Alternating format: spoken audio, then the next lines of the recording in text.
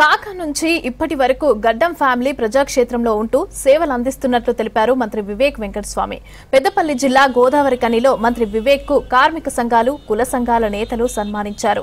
AITUC, INTUC, మాల మహానాడు, యాదవ సంఘం ఆధ్వర్యంలో భారీ బైక్ ర్యాలీ నిర్వహించారు. గజమాలతో మంత్రికి స్థానికులు ఘన స్వాగతం పలికారు.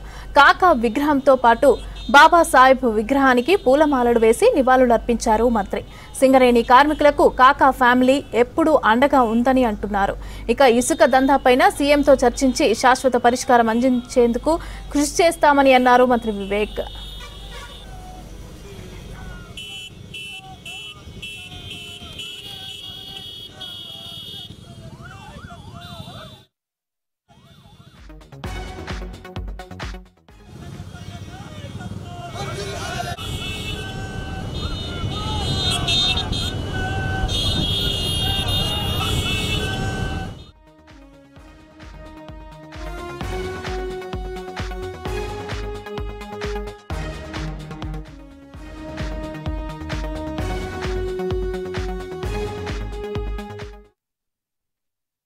నేను ఎక్కడ పోని నేను ఇదే చెప్తా ఉంటాను.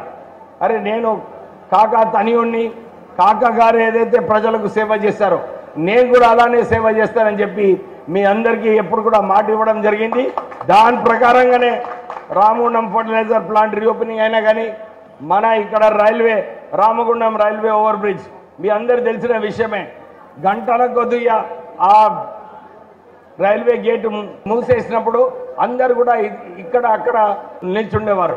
కానీ నేను ఎంపీగా ఉన్నప్పుడు ఓవర్ బ్రిడ్జ్ శాంక్షన్ చేపించి, కనెక్టింగ్ రోడ్ ఓవర్ బ్రిడ్జ్ కూడా శాంక్షన్ చేపించి ఆ రామగుండం ఫ్లైఓవర్ బ్రిడ్జ్ కూడా చేయించడం జరిగింది. ఆ రోజులలో ఇక్కడ రామగుండం ప్రాంతంలో సుమారు 400 కోట్ల రూపాయలు మంచినీటి పథకము, రోడ్ల పథకము ఆ రోజులలో నేను ఎంపీగా ఈ ప్రాంతానికి శాంక్షన్ చేయించడం జరిగింది. నిరంతరం ప్రజల సేవలే, ప్రజలకు సేవ చేస్తేనే మాకు సంతోషంగా ఉంటుంది.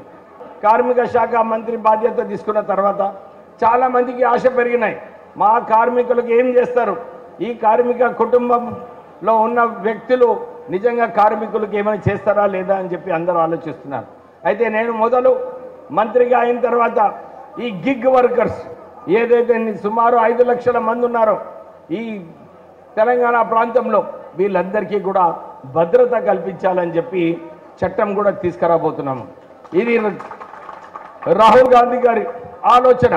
వీళ్ళందరికీ కూడా సరిగా వేతనాలు కల్పించాలి, సరిగా భద్రత కల్పించాలి అని చెప్పి వారు ఏదైతే భారత్ జోడో యాత్రలో వారు మాట ఇచ్చినారో ఆ మాట అది మనము ప్రజల దగ్గరికి తీసుకెళ్ళి ప్రజలకు గిగ్ వర్కర్స్కి అందరు కూడా న్యాయం చేయాలని చెప్పి ఈ యాక్ట్ తీసుకురాబోతున్నాం.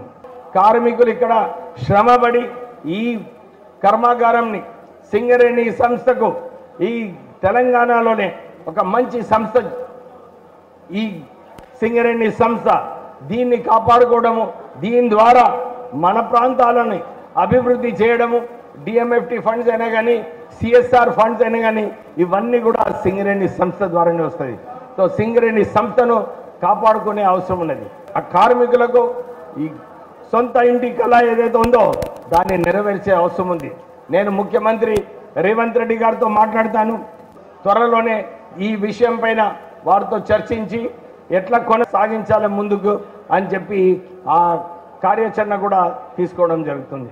చాలామంది అన్నారు, నేను ఎలక్షన్ క్యాంపెయిన్లో ఇప్పుడే చాలామంది నాయకులు ఇదే చెప్పినారు, సార్ అవుట్ సోర్సింగ్ కార్మికులు ఎవరైతే ఉన్నారో వాళ్ళందరికీ ఇంకెక్కువ వేతనాలు పెంచే అవసరం ఉన్నదని చెప్పి మనం ఆ రోజులలో బాయి మీద మాట ఇవ్వడం జరిగింది. నేను కార్మిక శాఖ మంత్రి అయిన తర్వాత ఈ సమస్య నేను ఆల్రెడీ సిఎండి గారితో చర్చించడం జరిగింది.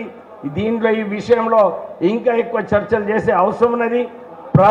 కార్మికులు ఎవరైతే నిజంగా అక్కడ పనిచేస్తున్నారో సింగరేణి సంస్థలో అవుట్ సోర్సింగ్లో వాళ్ళందరికీ కూడా కాపాడే అవసరం ఉన్నది.